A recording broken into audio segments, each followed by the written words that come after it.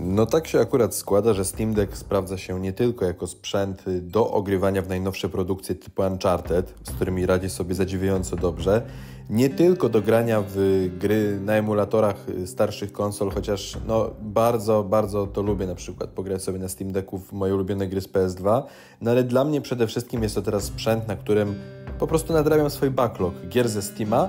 No i tak się akurat składa, że teraz na Epic Games Store dostępny jest za darmo świetny Shadow Tactics Blades of Shogun i postanowiłem nagrać dla Was ten film, ponieważ mam go właśnie na Steama akurat i właśnie sobie go nadrabiam na Steamie, no to świetna okazja, żeby o tej dobrej grze po prostu opowiedzieć, bo moim zdaniem jest tego warta. Gra jest skradanką z rzutem kamery z lotu ptaka, a la kultowa seria Commandos, a la seria Desperados, czy dużo bardziej popularny w Polsce Robin Hood Legenda Sherwood. Tam jednak, prawda, mieliśmy grafikę 2D, tutaj mamy pełne 3D i możemy kamerą sobie dowolnie kręcić, co jest dobrze i przydaje się podczas rozgrywki. Gra została wydana w grudniu 2016. Jak już wspomniałem, teraz dostępna jest na Epic Games Store. Ja mam wersję Steamową, ale co ciekawe, mam też wersję na PS4 i jakoś kupiłem kiedyś na przecenie i nie było mi po prostu po drodze grać to na konsoli. Chyba czekałem na wersję na Switcha, która ostatecznie nigdy się nie okazała, a ta gra pasowałaby do Switcha. No ale niestety nie ma. Można ją zagrać tylko na PS4, Xboxie, PC-tach, Macach, a sprzedawana jest na Steamie, Gogu i Epic Games. Więc no cóż, jedynie Steam Deck daje mi ten experience taki, powiedzmy, switchowy tutaj. Gra jest osadzona, przynajmniej jeśli chodzi o ten gatunek, w bardzo nietypowym settingu, to znaczy w Japonii okresu Edo. Ja bardzo Japonię lubię. Był to czas niepokojów historycznych, prawda, walki o władzę w Japonii. No i właśnie dla Shoguna pracuje 5 naszych bohaterów. 5 zróżnicowanych postaci, na które składają się shinobi, samuraj, taki dziadek mędrzec powiedzmy, dziewczynka, która zastawia pułapki i jeszcze jedna kobieca postać.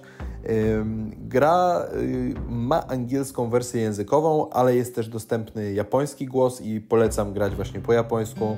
Bardzo te głosy dodają klimatu. Zresztą tutaj w przeciwieństwie na przykład do Commandosów jest normalna, regularna fabuła. Tam były tylko misje, po prostu czytaliśmy brief i zostawaliśmy rzuceni za linię wroga, a tutaj jest wątek główny, który się rozwija i bardzo fajnie się to śledzi, więc to nie jest tylko taki po prostu zlepek osobnych misji i warto wspomnieć, że gra ma polskie napisy, więc to też zawsze na plus. Gra jest dosyć trudna, ale jest to taki, powiedzmy, poziom trudności, który ja bym określił easy to learn, hard to master, to znaczy podstawy są proste i mamy tutaj bardzo fajne wprowadzenie, pierwszą misję, taki samouczek, ale poziom trudności tej gry jest raczej skierowany do takich bardziej wymagających graczy, tych, którzy pamiętają trochę czasy lat 90. I to jest świetne, bo tutaj właśnie mamy te nowoczesne usprawnienia. Czuć, że ta gra po prostu jest jak najbardziej współczesna, mimo tego, prawda, że wyszła w 2016 roku, to nic się nie zestarzała.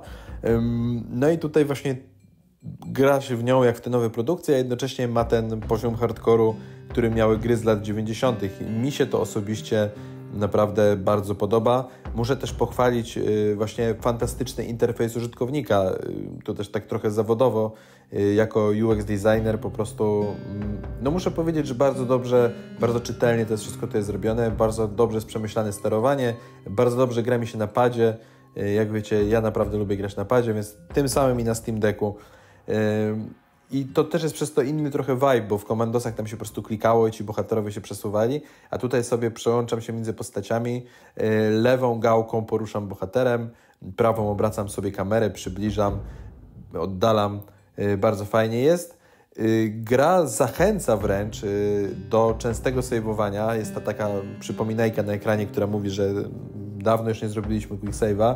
No i jest nieograniczona ilość tego save'owania, możemy sobie bez żadnych ograniczeń wczytywać też ten stan gry, bo jest, jak już wspomniałem, dosyć trudna i tutaj te mapy, po których się poruszamy, to trochę takie jakby mini zagadki do rozwiązania, ja bym powiedział. To znaczy tutaj metodą prób i błędów opracowujemy najlepsze strategie. Często sytuacje wydają się bez wyjścia, a jednak da się. I to jest właśnie w tym najlepsze. Rozkminianie tego, rozgryzanie tego, naprawdę dobrze się w to gra. No i daje to bardzo dużą satysfakcję. Zresztą poszczególne misje mają takie jakby wyzwania, takie dodatkowe rzeczy, które możemy spełniać i po prostu zachęca to do powtarzania ich. I zresztą to jest świetny level design, jest dużo różnych ścieżek, którymi możemy się poruszać i na różne sposoby możemy to przechodzić. Każda z postaci, którą tutaj się poruszamy, ma podstawowe takie same akcje, to znaczy możemy ogłuszyć przeciwnika albo go zabić przy pomocą broni białej, możemy podnosić i przenosić ciała i różnie sobie już z tym na przykład radzą, to znaczy powiedzmy nasz shinobi jest dosyć szczupły, no i jako tako te ciała przenosi, ale na przykład samuraj jest potężny i może nosić 2 ciała naraz. Młoda dziewczyna ledwo po prostu powłóczy, jakby, prawda, ciągnie po ziemi te ciała przeciwników i trzeba to brać pod uwagę, że na przykład nas to spowalnia, wydaje to też dodatkowy hałas, więc możemy ściągnąć uwagę innych wrogów. Oni zresztą tutaj mają, tak jak w komandosach, te stożki widzenia, takie zielone, tylko fajne jest tutaj, że ponieważ możemy kucać, to jakby podzielone są te stożki na to, co jakby na taką strefę, w której zawsze nas przeciwnik zobaczy, bez względu na to, co się wydarzy, oraz na taką, gdzie jeśli będziemy trochę, prawda, przykucnięci, no to nas nie zauważy i wtedy po prostu można sobie planować te drogi, po którym się poruszamy. No jest to bardzo fajne. Ponadto nasi bohaterowie oczywiście mają różne umiejętności specjalne i tutaj właśnie używanie tych umiejętności specjalnych to jest to, co powoduje, że w Shadow Tactics Blades of Shogun naprawdę się dobrze gra. To znaczy, na przykład samuraj może pokroić kataną całą grupę wrogów i są niejednokrotnie sytuacje, że tylko on może niektórych przeciwników pokonać. Na przykład innych samurajów w zbrojach po prostu słabsze postaci nie dadzą rady położyć. Ponadto nasz samuraj może podrzucać butelkę sake, która nie tylko rozprasza uwagę przeciwników, ale najczęściej są oni chętni do tego, żeby ją podnieść. No i gdy sobie po nią idą, prawda, zejdą z trasy patrolu, to oczywiście można dać im tam w papę. Niemniej jednak nie wszyscy są tacy, na przykład słomiane kapelusze, oni są tak zacietrzewieli w tym swoim zadaniu, że bardzo ciężko jest odwrócić ich uwagę i nie schodzą ze swojego stanowiska, więc ich trzeba po prostu jakby doprowadzić do takiej sytuacji, żeby nikt nie widział po prostu, kiedy ich likwidujemy. I to powoduje, że trzeba zawsze tutaj to sobie planować, a to oczywiście jeszcze nie wszystko, bo mamy naszego, powiedzmy, głównego bohatera, jakby pierwszą postać, którą poznajemy, czyli naszego ninja, shinobi. On może wchodzić na dachy, może rzucać oczywiście shurikenem, może też rzucać kamieniem, by odwracać uwagę przeciwników, nurkować w rzece przy pomocy bambusowej rurki, tak że nas przeciwnicy nie widzą.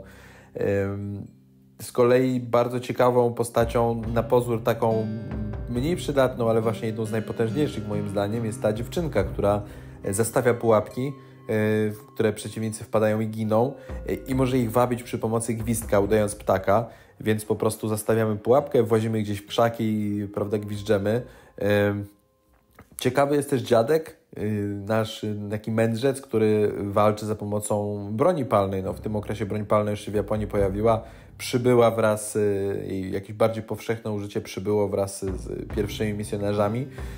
No i tutaj mamy wręcz taki karabin snajperski i po prostu tych przeciwników, którzy są w bardziej niedostępnych miejscach, a jednocześnie świetnie widzą poszczególne mapy, to możemy sobie z daleka wygodnie eliminować. No ale to z kolei powoduje, prawda, duży hałas i trzeba tej broni używać bardzo rozważnie. Wszystko to powoduje, że na różne sposoby można różne sytuacje rozwiązywać i naprawdę fajnie się w to gra. Każda misja jest przyjemna, każda też się dzieje w trochę innej lokacji, trochę innej stylistyce. Właśnie o stylistyce mówiąc, gra ma lekko stylizowaną oprawę, nie jest to taki pełny toon shading czy cel shading, ale ogólnie powoduje to, że ta oprawa się w ogóle nie zestarzała przez te 6 lat. Ta gra mogłaby wyjść i wczoraj i powiedziałbym, że wygląda bardzo dobrze. Zresztą 11 miesięcy temu wyszedł samodzielny dodatek nazwany Eiko's Choice i też ma taką samą oprawę, więc cóż, można śmiało powiedzieć, że to jest dalej ten sam poziom i nic się nie zestarzało. Gra przede wszystkim, ponieważ tutaj mówiłem o Steam Decku, muszę powiedzieć, jak widzicie, bardzo dobrze wygląda i działa na Steam Decku na najwyższych ustawieniach, 60-50 klatek cały czas i przy tym Steam Deck nie wyje, jakby go ktoś zażynał, co też jest ważne, więc bardzo dobrze się nadrabia. Fonty wcale nie są za małe, jak widzicie, czcionki są czytelne, więc i na tym mniejszym ekranie dobrze się w to gra, należąco. No mówię, trochę jak takie bardziej zaawansowane szachy ze skradaniem, fajną fabułą, japońskie głosy, oczywiście taka stylizowana muzyka, bardzo, bardzo dobra rzecz. No i słuchajcie, jest za darmo do 17 listopada, więc nie zastanawiajcie się, uderzajcie na Epic Game Store i pobierajcie, dodawajcie do konta. Jeśli właśnie macie Steam Decka i chcecie grać w wersję z Epica, to też jest to możliwe, są na to metody. Na ten temat w ogóle jak tam to wszystko konfigurować, pewnie nagram jeszcze jakiś inny film, albo to będzie część mojej recenzji Steam Decka. Niemniej jednak do konta dodać warto. No i na PC też warto ograć. Czy nawet jeśli w ogóle nie lubicie PC-ów i nic związanego z nimi, no to gra się często pojawia w wyprzedażach na Xboxie i PS-ie i naprawdę warto. To jest, ja nie jestem jakimś wielkim fanatykiem tego typu gier, nie mam do nich cierpliwości, wolę takie raczej skradanki typu Metal Gear Solid, a tymczasem właśnie Shadow Tactics, Blades of Shogun mi się bardzo spodobało, przyjemnie mi się to nadrabia, więc polecam jeszcze raz. I to by chyba było na tyle. Bardzo Wam dziękuję za uwagę. Zapraszam do oglądania kolejnych filmów. I jak widzicie, będzie ich troszeczkę więcej teraz. Będzie mi bardzo miło, jeśli zostawicie komentarz. To jest dla mnie bardzo ważne. Komentarze, łapki w górę. Wyłączyłem reklamy, żeby Was nie denerwować, ale tam już od jakiegoś czasu domyślnie były włączone, więc powyłączałem teraz. Bo nie na tym mi zależy, to nie jest kanał na zarabianie, to jest kanał, żeby dzielić się z grami, zajawką, która mi się podoba i chcę Wam po prostu przekazać coś takiego, prawda, fajnego, że kurczę, uważam, że warto w to i w to zagrać, prawda, albo myślę, że to i tamto, więc przede wszystkim chcę tutaj z Wami wchodzić w interakcję, piszcie co myślicie, dajcie głos, zostawcie jakiś ślad po sobie, a ja będę nagrywał kolejne rzeczy. Chcę tutaj zbudować taką fajną społeczność graczy, którzy rozkminiają te gry na trochę takim fajniejszym poziomie, a nie tylko tłuc, prawda, w najnowsze tytuły bezrefleksyjnie i następny, bo twórcy gier wkładają bardzo dużo serca w gry i często jest w nich dużo różnych smaczków i właśnie warto to rozkminiać, więc mam nadzieję, że tutaj ze mną zostaniecie, a ja wracam do Steam Decka, wracam do Shadow Tactics Blades of Shogun.